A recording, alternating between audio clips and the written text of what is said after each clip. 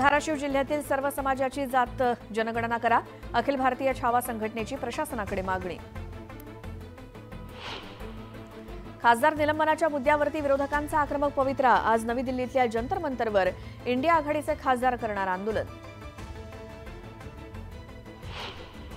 Corona JN1 व्हेरियंटबाबत सरकार alert मोडवर, मुख्यमंत्र्यांकडून आरोग्य यंत्रणेच्या सज्जतेचा आढावा, घाबरू नका मात्र काळजी घ्या, मुख्यमंत्र्यांचे निर्देश।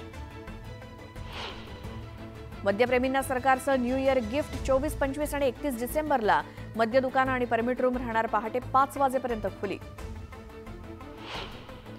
धाराशिव जिल्ह्याची भूजल पातळी खालावली, हिवाळ्यातच 2.25 मीटरनं पाणी पातळी कमी झाल्यानं प्रशासनाची चिंता वाढली।